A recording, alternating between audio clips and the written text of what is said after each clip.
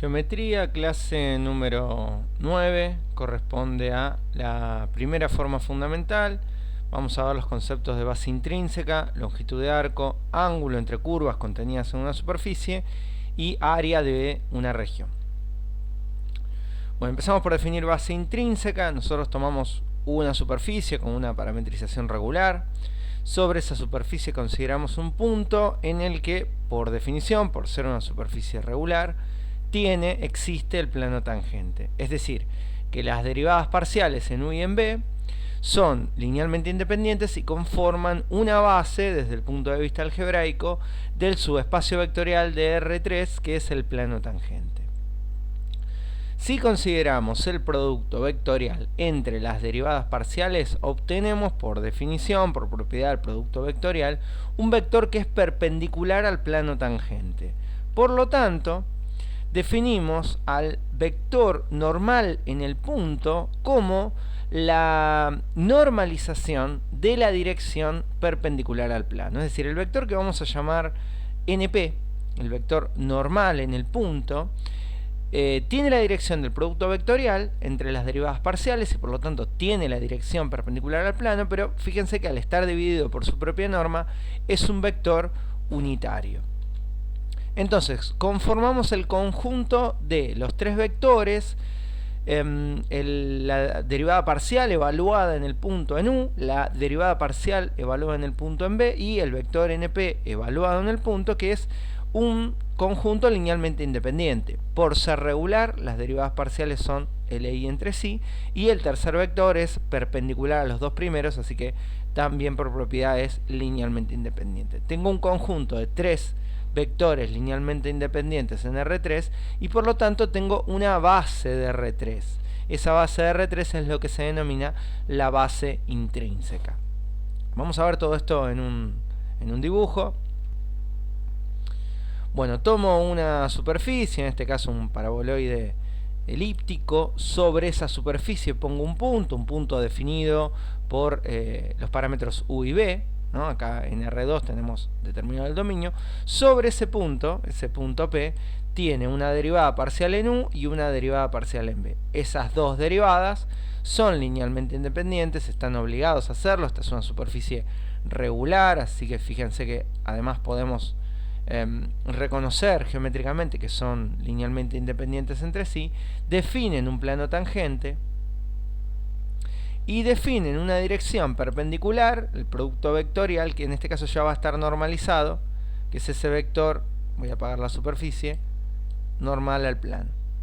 Ese vector violeta que aparece ahí es perpendicular al plano y por lo tanto linealmente independiente con los vectores de la base del plano. Voy a apagar el plano tangente, voy a prender la superficie y ahí tenemos la base intrínseca de R3. En el punto en el que yo estoy parado tenemos una base móvil, ¿no? Esa base existe en todos los puntos de la superficie. Si yo me desplazo sobre la superficie, bueno, existe. A diferencia de la base móvil de las curvas, de lo que denominábamos el triedro de Frenet, esta no es una base ortonormal de R3.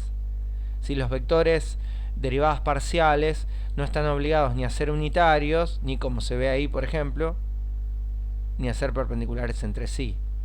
Así que, ojo con esto, ¿no? Tenemos la base intrínseca en cada punto de la superficie, es base de R3, pero no es una base ortonormal o no necesariamente ortonormal de R3.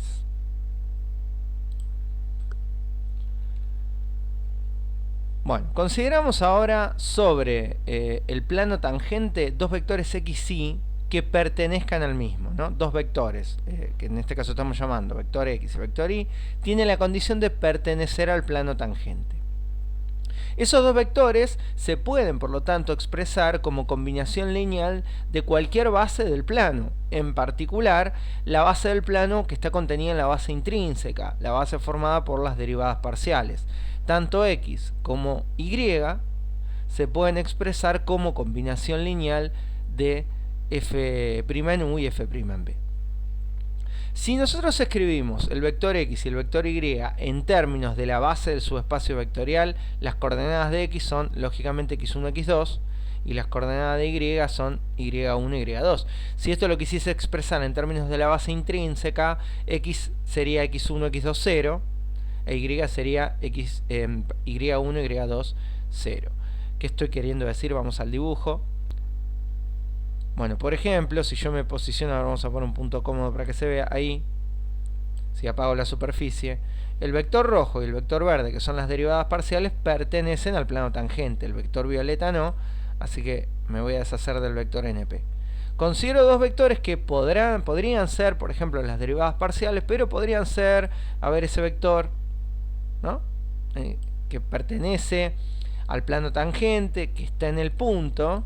Si cualquier vector en cualquier dirección en ese punto, contenido en el plano tangente, se tiene que poder expresar como combinación lineal de los vectores rojo y verde, de los vectores de la base del subespacio vectorial, que es el plano tangente a la superficie en un punto determinado. Bueno, lo que vamos a hacer ahora es considerar el producto escalar, el producto interno, entre estos dos vectores x e y. Dado que los dos vectores se expresan como combinación lineal de f'u y f'b, su producto escalar se puede expresar también como combinación lineal de f'u y f'b, es decir, como el producto de las combinaciones lineales. Si hacemos el álgebra, acá hacemos las distributivas. Recordemos que el producto escalar es distributivo respecto a la suma vectorial y los escalares salen del producto escalar, del producto interno. Nos queda esta expresión que tenemos acá, donde acá vemos f'u por f'u, producto escalar. Este es el producto de las coordenadas respecto a la base intrínseca. Acá también tenemos escalares, acá tenemos f'u por f'b por f'u, que coincide con f'u por f'b porque el producto escalar es conmutativo, y acá f'b por f'b. Vamos a pasar esto a notación matricial. Este producto escalar nos queda las coordenadas del vector x respecto a la base, acá x1, x2, las coordenadas del vector x respecto a la base del subespacio vectorial, y acá nos quedan las coordenadas del vector y. Por lo tanto, esta matriz, en términos algebraicos, es la matriz del producto escalar. Recordemos de álgebra 3 que el producto escalar depende de la base en la que estemos trabajando. Si nosotros estamos trabajando en una base ortonormal, esta matriz de producto escalar resulta la identidad y nos queda el producto escalar usual. Pero si no estamos trabajando en una base ortonormal, el producto escalar depende de esta matriz, que depende de la base, ¿no? Bien, esta matriz, que es la matriz de producto escalar, nos vamos a interesar en los coeficientes que quedan en las cuatro posiciones. Fíjense que es una matriz simétrica.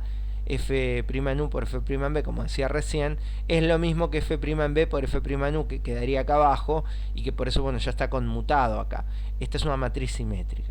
Lo que vamos a hacer es renombrar los coeficientes de esta matriz de producto escalar, que viene definido por las derivadas parciales como e, f y g. E es el producto escalar entre la derivada parcial en u y sí mismo, f es el producto cruzado entre las derivadas parciales, y g es el producto escalar entre la derivada parcial en b y sí mismo. En este caso, estos coeficientes que resultan expresados de esta manera los vamos a llamar primeros coeficientes principales o coeficientes de la primera forma fundamental, que ahora vamos a definir. Bien, vamos ahora a tomar en cuenta ese producto escalar que acabamos de definir arriba y los primeros coeficientes principales, pero se lo vamos a aplicar a un vector del plano tangente que pertenezca al punto P y sí mismo. Vamos a hacer el producto escalar del punto P que contenga la dirección HK, siendo HK las componentes, o las coordenadas sería mejor decir, del vector que yo voy a trabajar en términos de la base del producto escalar. Vamos de vuelta al dibujo. Apago las dos derivadas parciales y me quedo con ese vector. Ese vector no tiene necesariamente ni la dirección de la derivada parcial en u, ni necesariamente la dirección de la derivada parcial en b. Incluso puede tener una dirección arbitraria, pero si está contenido en el plano tangente, se puede escribir como combinación lineal de f' en u y f' en b, y por lo tanto puede hacerse su producto escalar consigo mismo utilizando la matriz de producto escalar que tiene los primeros coeficientes fundamentales.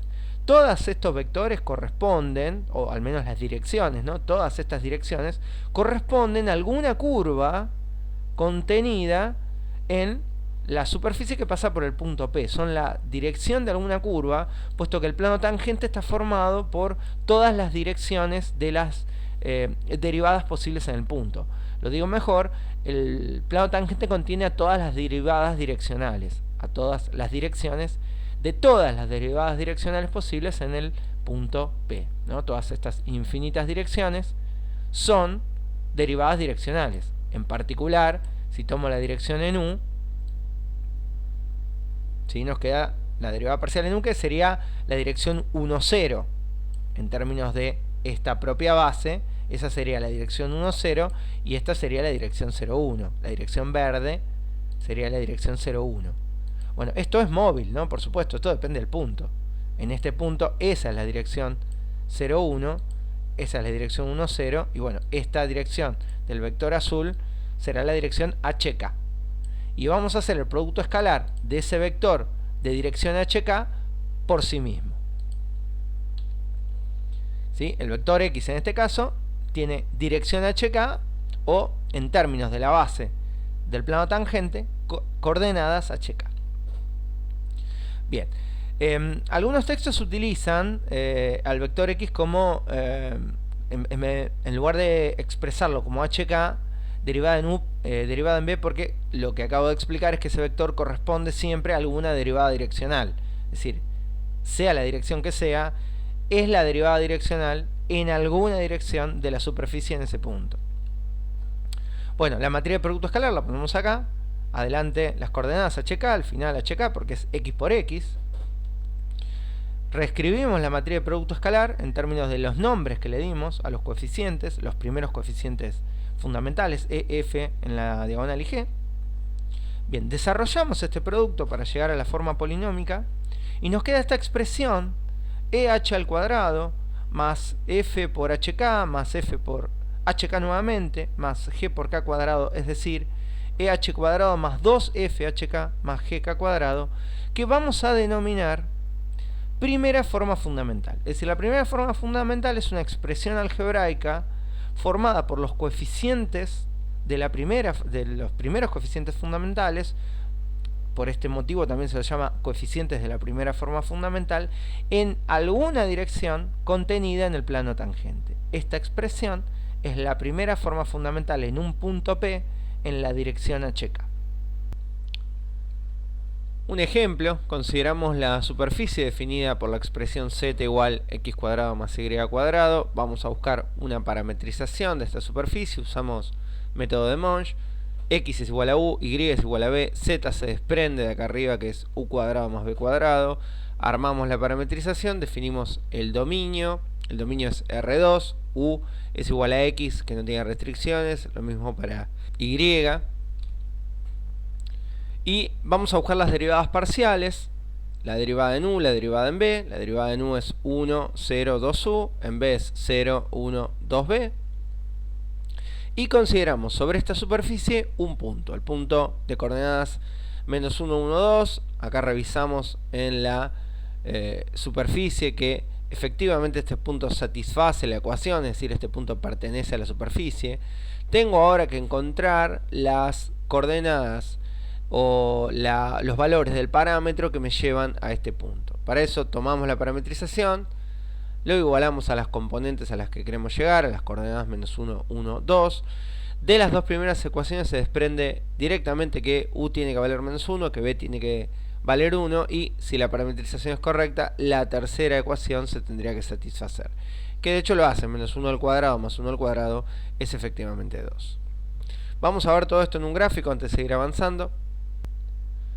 Bueno, acá tenemos el mismo archivo, cambiamos la superficie, la ecuación de la parametrización, así nos quedamos con el paraboloide elíptico que el ejemplo me plantea, y el punto tiene que venir definido por los valores del parámetro u igual menos 1 y b igual 1. Ahí se ve que ese punto P tiene coordenadas menos 1, 1, 2. Tenemos las coordenadas del punto en cuestión. Hemos calculado en ese punto las derivadas parciales, todavía no están evaluadas en la diapositiva, pero ahora lo vamos a hacer. Nos van a dar esos dos vectores, que son las derivadas parciales en el punto P.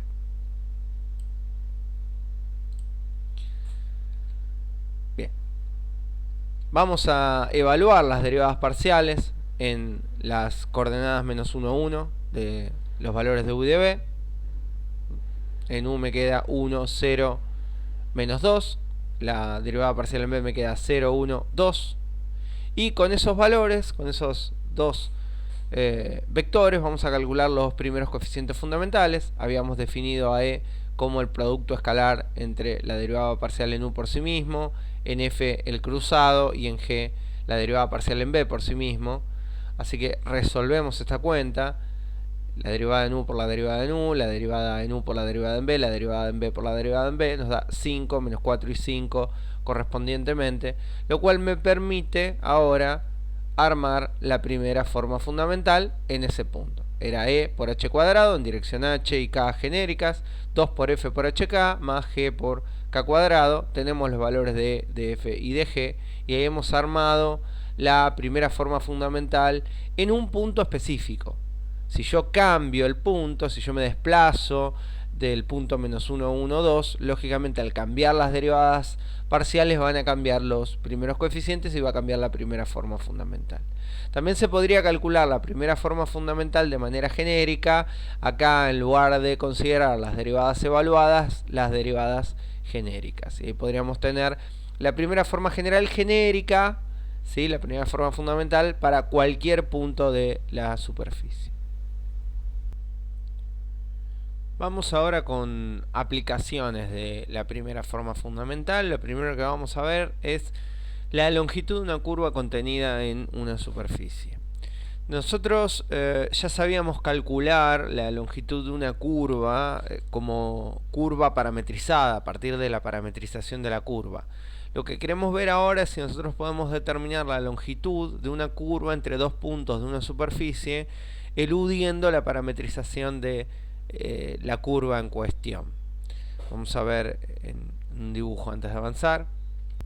Bueno, acá tenemos la superficie. Sobre esta superficie nosotros queremos trazar una curva. Lo que vamos a hacer es venir al dominio, acá en el dominio, y trazar una curva definida en el dominio. Por ejemplo, acá tenemos pintado entre menos 1 y 1 la curva b igual a u al cubo, que acá, bueno, lógicamente por cuestiones del software lo representamos como x al cubo, pero bueno, nuestros ejes acá son u y b, así que lo que tenemos es b igual a u al cubo. Y lo que me interesa saber es cómo define esta curva en el dominio a una curva en la superficie. Lógicamente, si yo restrinjo un punto ahí, restrinjo un punto nuevo, este punto, lo restrinjo a la curva, este recorrido de este punto con este parámetro negro va a trazar un recorrido de otro punto que no es necesariamente el punto P. A ver, lo voy a apagar, que va a ser este punto Q, ahí, que genera un recorrido sobre la superficie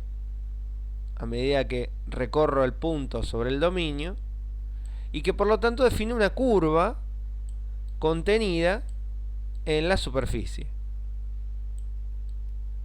Ahí, voy a apagar la superficie.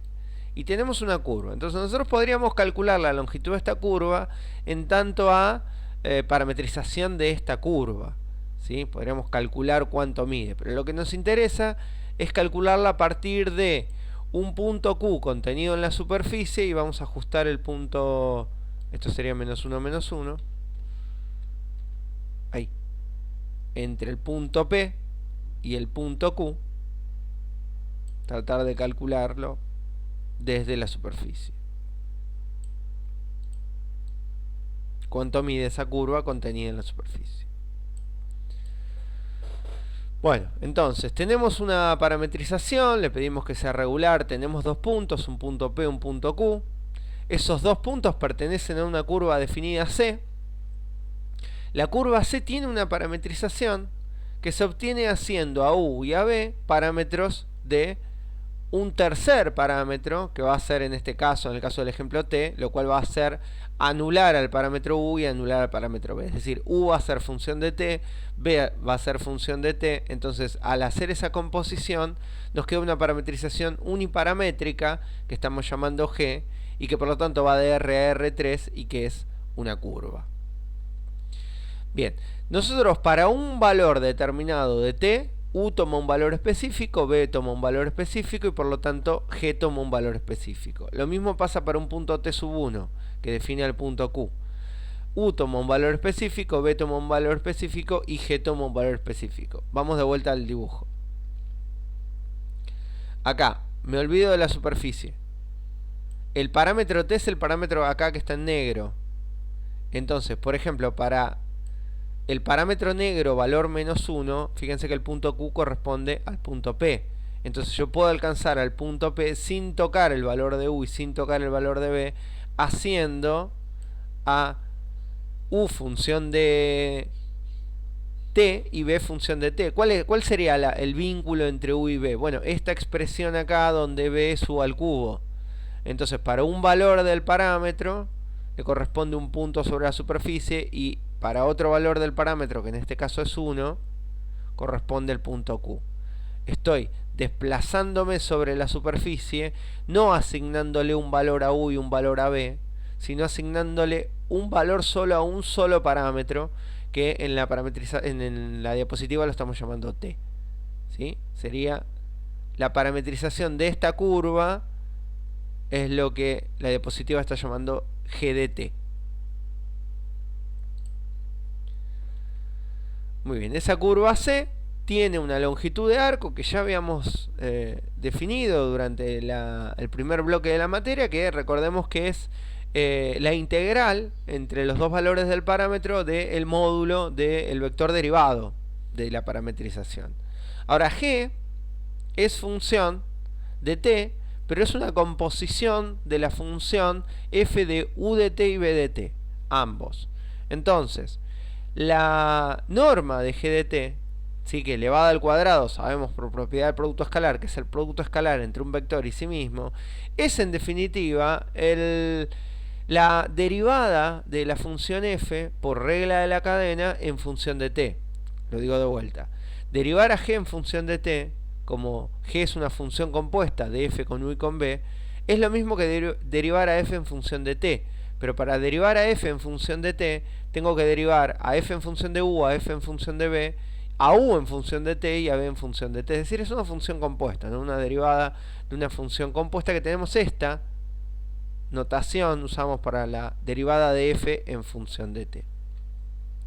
Bueno, ¿qué es esto? Bueno, es la primera forma fundamental en una dirección del plano tangente. ¿Por qué? Porque bueno, esto es el producto escalar entre dos vectores que son derivadas de f. Y todas las derivadas en cualquier dirección, yo acá estoy derivando en la dirección de t, digamos, de u' de t, b' de t, están contenidas en el plano tangente. Esto lo habíamos visto hace algunas diapositivas. Todas las derivadas de f en un punto determinado están contenidas en el plano tangente. Entonces, esta derivada, producto escalar por sí mismo, es, en definitiva, una aplicación de la primera forma fundamental en una dirección definida. Entonces, esto que nos queda acá es la raíz cuadrada de la primera forma fundamental en un punto específico de la parametrización. Esto que por ahí acá no es del todo claro, vamos a tratar de clarificarlo con un ejemplo.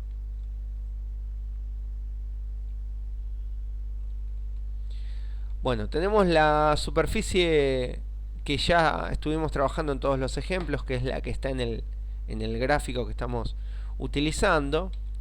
Y lo que vamos a hacer es determinar la curva contenida en la superficie, definida por b igual a u al cuadrado. No es la que estábamos trabajando recién, ahora la vamos a ajustar en el gráfico. La curva definida por b igual a u al cuadrado para u como parámetro de menos 1 a 1. Fíjense que al hacer b función de u, nos va a quedar un único parámetro en esta expresión, lo cual lo va a transformar en una curva. Vamos al gráfico a ver qué es esto. Bueno, vengo acá, ajusto, acá es u al cuadrado, entonces el parámetro pasa a comenzar en menos 1, 1.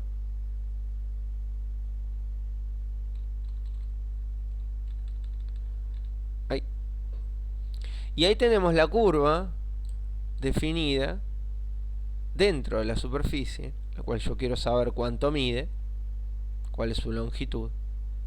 Acá ya está acotado de menos 1 a 1, me interesa hacer este recorrido con el punto Q y saber cuánto fue ese recorrido. ¿Sí? Bueno, lo que necesitamos es obtener la expresión en función de t. Eso sería cómo obtenemos una parametrización de la curva contenida en la superficie. Bueno, hacemos una parametrización, en este caso mediante este vínculo. Vamos a llamar a u de t igual a t, entonces b nos va a quedar t cuadrado. Hacemos una especie de método de Monge para parametrizar esta curva, y fíjense que nos queda u función de t, b función de t. Entonces ahora lo que vamos a hacer es componer la superficie, ¿sí? Este es el dominio. Entonces, cuando vamos a la superficie, acá tenemos que obtener la g de t, donde u va a ser función de t, u es t, y b va a ser función de t, que es t cuadrado. Entonces esta superficie se transforma al pasar a un solo parámetro en una curva, donde nos va a quedar u es t, b es t cuadrado, y por lo tanto u cuadrado más b cuadrado es t cuadrado más t cuarta. Esta sería la parametrización de la curva contenida sobre la superficie. Bueno, ¿qué necesitamos para trazar la longitud? Bueno, una alternativa sería trabajar con la curva, calcular la longitud de la curva, olvidándome que es una curva contenida en una superficie, y directamente calcular la norma de la derivada de g de t y calcular esa integral entre menos 1 y 1. Si yo quiero trabajar con la superficie, necesito, en función de lo que vimos en la diapositiva anterior, obtener los coeficientes de la primera forma fundamental. Entonces necesitamos las derivadas, calcular los coeficientes de la primera forma fundamental, los primeros coeficientes principales. En este caso los vamos a calcular de manera genérica, porque no tengo un punto específico, sino que es la trayectoria de toda la curva. Calculamos E, calculamos F, calculamos G. Acá están definidos, ¿no? Es F de 1, 0, 2 U por sí mismo, me da esto que está acá, el producto cruzado acá, y 0, 1, 2B por sí mismo me da este que está acá. Ahora, E, F y G los quiero en función de T, entonces sustituimos U por T y B por T cuadrado. Nos va a quedar 4T cuadrado acá, 4T cubo acá porque es T por T cuadrado, y acá 4T cuarta porque es T cuadrado al cuadrado. Bueno, la longitud, recién vimos esta forma, es la primera forma fundamental en la dirección U'B'. Bueno, la dirección U'B' es la dirección 1, 2T. Acá tenemos que U de T es T, su derivada es 1, y B de T es T cuadrado, así que su derivada es 2T. La primera forma fundamental, recordemos que es E por la... Acá yo estoy calculando la dirección, en lugar de HK, 1, 2T. Entonces me va a quedar E por 1 al cuadrado, más 2 por F por 1 por 2T, más G por 2T al cuadrado. Esta sería la primera forma fundamental. Bueno, si desarrollamos todo esto, si hacemos el ajuste algebraico, nos queda esta expresión, ¿sí? Y esta expresión es la primera forma fundamental a lo largo de la trayectoria de esa curva. Entonces lo que necesito ahora es calcular esa integral. Esta integral, por supuesto, la vamos a calcular mediante un software. Es una integral muy incómoda para resolver. Ahí les voy a mostrar. Bueno, acá en Wolfram, en matemática, vamos a calcular la integral, vamos a aproximarla, y vemos que es aproximadamente 5,2, es el valor aproximado de esta integral, de esta primitiva definida. Que esta expresión que tenemos acá es exactamente el mismo resultado que si hubiésemos hecho la norma de la derivada de la parametrización. En este caso lo trabajamos a partir de los coeficientes principales y nos da este valor, que es el valor aproximado de la longitud de la curva que estoy buscando.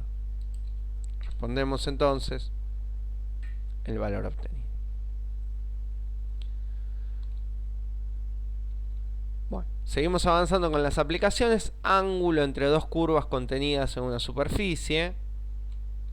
Tenemos una superficie S, siempre de parametrización regular, y sobre la misma vamos a tener dos curvas, ¿sí? Las dos curvas se obtienen mediante dos parametrizaciones que van a ser dos composiciones de funciones de u y de b. En este caso, para diferenciarlos, trazamos la curva g de t con parámetro t y la curva h de r con parámetro r. Es decir, u función de t, b función de t, u función de r, b función de r. Vamos a verlo al diagrama cartesiano. Acá, por ejemplo, ya tenemos la curva que estuvimos trabajando recién. Lo que voy a hacer es traer una curva más. Por ejemplo, podría tomar en el punto P una de las curvas coordenadas. Ahí. Entonces, me interesa saber en el punto P, el punto Q lo apago, ya no lo estoy usando, esas dos curvas, qué ángulo están formando. ¿Sí? En este punto, ¿no? Este sería el ángulo que las curvas están formando. ¿Cuál es ese ángulo? Bueno, sabemos calcular ángulos entre curvas, eso lo traemos de el primer cuatrimestre. Podríamos calcular los vectores derivados que contienen las direcciones de las curvas cada una, y calcular el ángulo que forman esos vectores. El vector g' de t tiene la dirección de la curva g en el punto P, y la derivada h' de r tiene la dirección de la curva h en el punto P. Entonces el ángulo que forman esos vectores es el ángulo que forman las curvas. Pero nos interesa nuevamente ver cómo se aplica la primera forma fundamental. Entonces vamos a tomar el punto P, por el cual lógicamente las curvas se tienen que estar cruzando, si no, no forman ningún ángulo, donde un punto específico de t que define el punto P define también un punto específico de u y un punto específico de b. Lo mismo ocurre para el mismo punto, porque es el punto de intersección entre las dos curvas, para un valor específico de r. Un valor específico de r define un valor de u, define un valor de b, que me llevan al mismo exacto punto P. Se puede entonces calcular el ángulo que forman los vectores derivados, que son los que contienen la dirección de la curva, mediante, bueno, el coseno del ángulo que forman dos vectores, el producto escalar dividido el producto de las normas. Ahora, ambos vectores, el vector g' y el vector h', son derivadas direccionales de la función f, y por lo tanto están contenidos en el plano tangente. G' es una derivada de f en la dirección particular de t0, donde sería la dirección u evaluado en t0, b evaluado en t0, la derivada. Y h lo mismo, en la dirección u evaluado en r0, b evaluado en r0, la derivada. Son derivadas direccionales de la superficie y por lo tanto están contenidos en el plano tangente. Vamos a verlo en el dibujo. Estamos en ese punto, tenemos el plano tangente, y bueno, la dirección de la curva roja, que es una de las curvas coordenadas, es esa dirección. Y la de la otra curva, la derivada naranja, no la tengo acá calculada, pero a ver si la podemos adivinar. Sería algo por ahí, aproximadamente, el vector tangente. Entonces el ángulo que forman esas curvas es el ángulo que forman esos vectores. Los dos vectores contenidos en el plano tangente, por ser derivadas direccionales. Bueno, entonces, esos productos escalares, el del numerador y los dos que están en el denominador, ¿no? Porque esto es el producto escalar entre un vector y sí mismo, la raíz cuadrada, y esto es la raíz cuadrada del vector por sí mismo. Me queda que el numerador es el producto escalar definido por la matriz de la primera forma fundamental, y el denominador es la raíz cuadrada del producto de las primeras formas fundamentales en las respectivas direcciones de t sub 0 y r sub 0. Bueno, una aplicación interesante de lo que acabamos de ver es cómo calcular el ángulo entre las curvas coordenadas, ¿no? El ángulo específico que forman las curvas coordenadas. Entonces, tomamos una superficie S con una parametrización siempre regular, definimos las curvas coordenadas en ese punto. Recordemos que eso es dejar fijo un parámetro, en este caso b sub 0, y dejar variable a u, me queda una g de u. Y la otra curva de coordenadas es dejar fijo el parámetro u y dejar variable el parámetro b, me queda una h de b. La primera tiene como parámetro u, la segunda tiene como parámetro ab. Entonces, para determinar el ángulo, nosotros lo que necesitamos es aplicar la primera forma fundamental entre las dos expresiones en el numerador y después la raíz cuadrada del producto entre las respectivas formas fundamentales, que es lo que vimos recién. ¿Cuáles son las direcciones u'b'0 y u0'b'0? Bueno, ya sabemos porque son los vectores de la base, que son las direcciones 1, 0 y 0, 1, pero eso surge de que la primera expresión, la de acá arriba, como b0 es constante y u es la función de identidad, u es igual a u, b es igual a b0, las derivadas me quedan, para u me queda 1 y para b0 me queda 0 porque es una constante, y al revés para la curva coordenada en b. Bueno, nuevamente, esto lo sabíamos desde el concepto algebraico, porque estamos expresando el vector en términos de la base formada por las derivadas parciales. Entonces, lógicamente me quedan las direcciones 1, 0 y 0, 1. Pero bueno, esta sería la comprobación algebraica de que esas son las direcciones que tengo que tomar para calcular el coseno entre esos ángulos, ¿no? Y para usar la primera forma fundamental. La primera forma fundamental era a por la dirección h al cuadrado más 2 por f por la dirección hk más g por la dirección k cuadrado. Eso para los del denominador. En la dirección 1, 0, lo que es k se va y h vale 1 si me queda el coeficiente e. Para la dirección 0, 1, h es 0, se va todo lo que tiene h y k vale 1, así que me queda g. Y para la cruzada, digamos, para el numerador, tengo que hacer el producto escalar usando la matriz de la primera forma fundamental entre 1, 0 y 0, 1. Si resuelven todo este producto van a corroborar que da f. ¿No? A ver, esta matriz por 0, 1 da fg como columna y 1, 0 por fg como columna da f. Quiere decir que esta fórmula se traduce en f sobre la raíz cuadrada de por g, fórmula muy cómoda para calcular el ángulo que forman las curvas coordenadas, que es un ángulo que se suele pedir en los ejercicios. Y también me permite determinar un corolario importante que muchas veces me ayuda o me simplifica muchos ejercicios, que implica que las curvas coordenadas en un punto P de una superficie van a ser perpendiculares únicamente, o sí solamente sí, cuando f sea 0. Porque para que este θ sea 90 grados, de este lado tiene que valer 0. Y bueno, como el denominador no puede serlo, para que toda esta cuenta sea 0, f debe ser 0. Entonces, si f es 0, las curvas coordenadas son ortogonales entre sí. Bueno, hagamos un ejemplo. Tomamos la superficie parametrizada que estamos trabajando en los ejemplos y vamos a calcular el ángulo que forman las curvas coordenadas en el punto menos 1, 1, 2, que es el que trabajamos hace algunas diapositivas. Ya habíamos calculado las derivadas parciales, ya las habíamos evaluado, ya habíamos calculado también los coeficientes de la primera forma fundamental. Entonces, para calcular el ángulo que estas curvas forman, directamente nos vamos a lo que vimos recién, sustituimos, el ángulo que forman termina siendo 143 grados 7 minutos 48 segundos. Si lo vamos a ver al gráfico, bueno, en el punto P del parámetro, de los parámetros u igual menos 1, b igual 1, que era el punto menos 1, 1, 2, tengo las dos curvas coordenadas. El ángulo que esas curvas forman es el ángulo que forman sus vectores directores.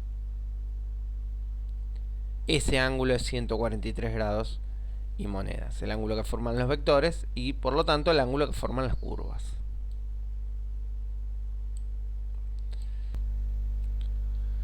Bueno, un teorema antes de seguir avanzando que lo vamos a necesitar para el concepto que sigue, para el concepto de la próxima diapositiva.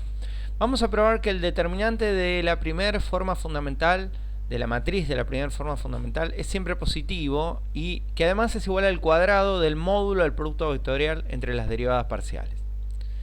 Bueno, consideramos el determinante del cual estamos hablando, el de la primera forma fundamental. Claramente su determinante es e por g menos f cuadrado, donde habíamos definido a e como el producto escalar entre la derivada parcial en u por sí mismo, f el producto cruzado y g la derivada parcial en b por sí mismo. Bien, en función de la definición de módulo de un vector, sabemos que el producto escalar entre un vector y sí mismo es el cuadrado de su norma, de su módulo. Eso vale para el coeficiente E y para el coeficiente G. El coeficiente E es el módulo al cuadrado de el vector derivada parcial en U, y el coeficiente G es el módulo al cuadrado de el vector derivada parcial en B. Si sustituimos eso en el cálculo del determinante, bueno, nos queda esta expresión. Bueno, recordamos que el producto escalar, que acá tenemos elevado al cuadrado, se puede obtener como el producto de los módulos por el coseno del ángulo que forman los vectores derivadas parciales. Entonces, si sustituimos acá y distribuimos el cuadrado, nos queda esta expresión, a la cual le podemos extraer factor común, producto de los módulos elevados al cuadrado, para que nos quede 1 menos coseno cuadrado de alfa, que por identidad pitagórica es seno cuadrado de alfa, siendo alfa el ángulo que forman las dos derivadas parciales. Una de las propiedades del producto vectorial es que el módulo del producto vectorial entre dos vectores es igual al producto de los módulos por el seno del ángulo que forman. Fíjense que esto y esto se puede asociar si elevamos al cuadrado ambos lados de la igualdad acá. Entonces, podemos sustituir toda esta expresión que coincide con el determinante de la matriz de los primeros coeficientes fundamentales por el módulo del producto vectorial entre las derivadas parciales elevado al cuadrado, que prueba la segunda parte de la tesis. La primera es que es un número siempre positivo. Bueno, acá es muy fácil ver que al menos es no negativo, porque es un módulo y está elevado al cuadrado. Y sabemos que no es cero, porque si fuese cero, eso implicaría que las derivadas parciales son linealmente dependientes. Entonces la parametrización no sería regular en ese punto. Entonces, sabemos que el determinante de la primera forma fundamental es siempre positivo, y sabemos que es igual a el cuadrado del módulo del producto vectorial, ¿no? Tengamos en cuenta esta expresión. Esto demuestra ambas tesis. Esto lo vamos a usar en el tema que sigue, que es el cálculo del área de una región contenida en una superficie.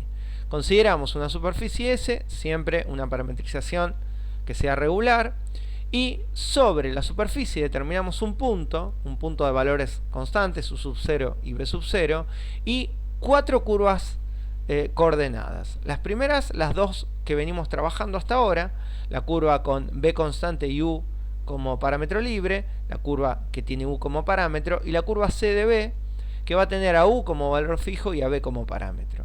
Y si vamos a la curva que tiene a B como un valor fijo y le damos un pequeño incremento a B sub 0, generamos una curva paralela, acá está llamada C sub 2 con U como parámetro, una curva paralela a la curva anterior que respeta una distancia. Y lo mismo en la segunda curva coordenada, generamos la cuarta, acá la C sub 2 de B, dándole un pequeño incremento al valor U sub 0. Vamos a verlo en el diagrama cartesiano. Bien, ahí tenemos la superficie que estamos usando para los ejemplos, el punto P, que recordemos que es con U igual menos 1 y B igual 1, punto de coordenadas menos 1, 1, 2, y sobre ese punto tenemos lógicamente dos curvas coordenadas, una que se obtiene dejando a U fijo en menos 1 y teniendo a B como parámetro, y la otra se obtiene dejando a B fijo en 1 y teniendo a U como parámetro. Entonces nosotros lo que vamos a hacer ahora es generar una segunda curva con U como parámetro, esta segunda curva, dándole un pequeño incremento al valor de B. Nosotros ahí tenemos la curva coordenada con B igual 1. Si le damos un pequeño incremento, obtenemos una curva paralela que respeta una distancia. Lo mismo vamos a hacer con la curva coordenada con B como parámetro. Le vamos a dar un pequeño incremento y generar así 4 curvas coordenadas que determinan una región encerrada entre estas 4 curvas, que es la que yo quiero calcular cuánto mide, cuál es su área. Voy a apagar la superficie, ahí, la región comprendida, encerrada entre esas 4 curvas. Bueno, para estudiar esto voy a apagar las curvas coordenadas por ahora. lo que vamos a considerar es en ese punto P el plano tangente. El plano tangente y la superficie, para un entorno del punto, para un entorno reducido del punto, la superficie y el plano tangente se parecen. Mientras más pequeño es el sector que estoy comparando, más se parece la superficie al plano tangente. Podríamos decir que el plano tangente es la mejor aproximación plana que puedo tener de la curva. Y apago el plano tangente, voy a apagar momentáneamente la región, voy a prender las curvas coordenadas. Esas curvas coordenadas tienen la dirección de los vectores derivada parcial. Entonces, fíjense que hay alguna relación entre las curvas sobre la superficie y las direcciones que tienen esos vectores sobre el plano tangente. Lo que yo busco hacer ahora es brindar un valor constante, un escalar que multiplique la dirección de los vectores derivadas parciales para jugar de alguna manera con la longitud y poder conformar una parte del plano tangente que se parezca a la región de la superficie. A ver, voy a apagar, me voy a quedar con el vector rojo. Entonces lo que quiero hacer es multiplicar ese vector rojo por algún escalar que me genere un vector parecido a esta longitud, lo más parecida posible a esta longitud. Lo mismo voy a hacer con el otro vector derivada parcial. Le voy a dotar de un incremento, de un escalar, para jugar con su longitud, para modificar su longitud, de manera que esos dos vectores, prendo el plano tangente, apago la región, de manera que esos dos vectores determinen un paralelogramo que sea la región más parecida del plano tangente a aquella que está contenida en la superficie que yo quiero calcular. Voy a apagar el plano tangente. A ver, voy a apagar las curvas coordenadas y la superficie. ¿Sí? Yo lo que estoy tratando de hacer es buscar la parte del plano tangente lo más parecida posible a esa región.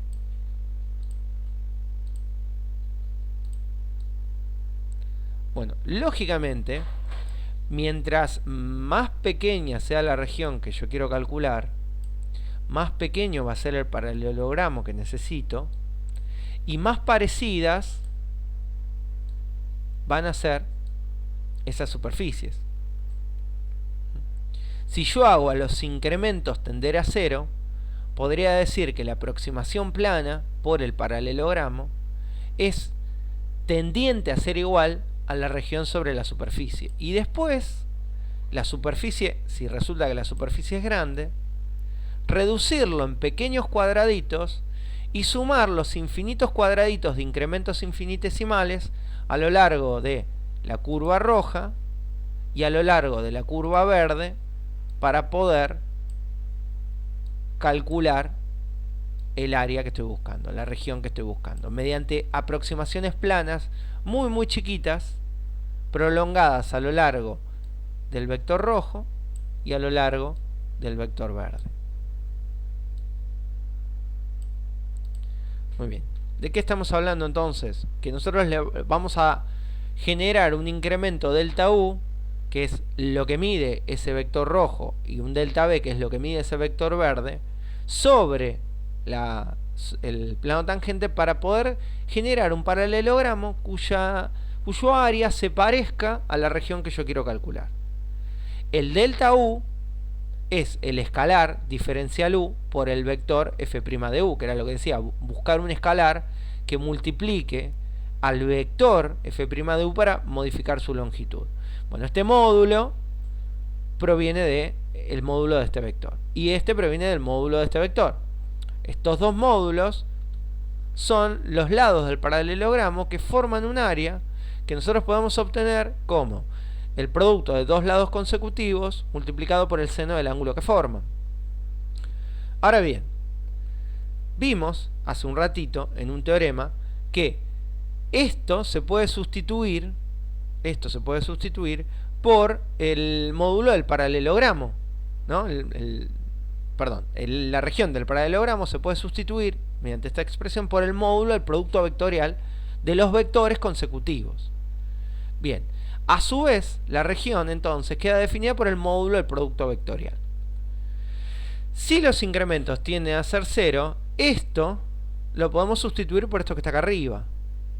Y entonces transformarlo en una integral doble, porque como explicaba recién, tengo que integrar sobre la línea del vector rojo, que sería sobre la línea de u, en diferencial u, y después sobre la línea verde, que sería sobre la línea del vector b, en diferencial b, del módulo del producto vectorial entre las derivadas parciales, que el teorema anterior me permite sustituir por el determinante de los primeros coeficientes principales, por e, g y por f.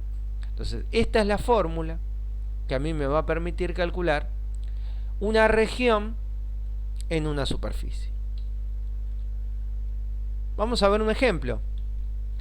Tenemos la superficie por la cual estamos trabajando, la superficie del ejemplo geométrico y la superficie que estamos calculando las cosas, y queremos calcular ahora el área comprendida entre u entre menos 1 y 1 y b entre menos 1 y 1. Vamos a verlo en el gráfico.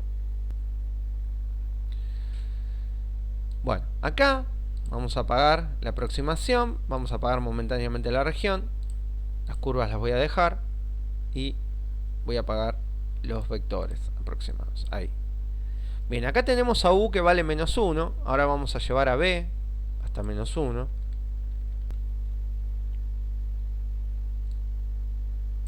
U en menos 1 y b en menos 1, y vamos a darle un incremento a las dos curvas auxiliares hasta 1.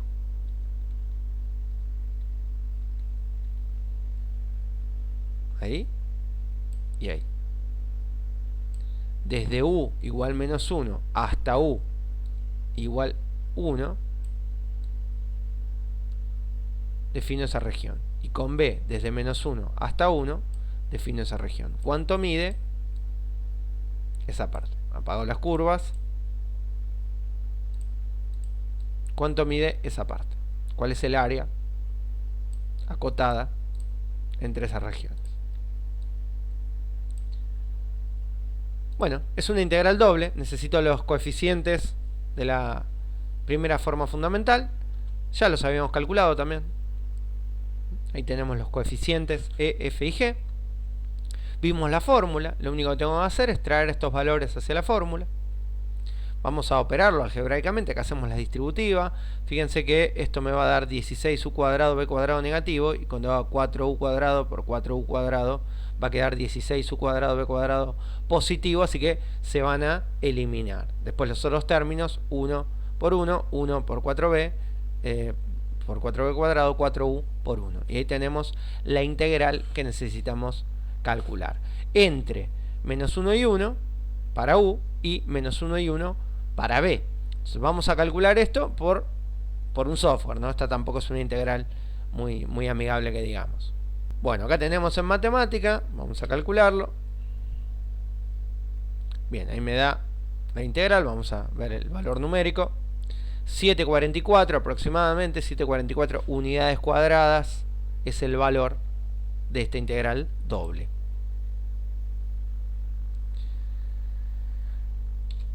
Muy bien, eso es todo para la clase número 9.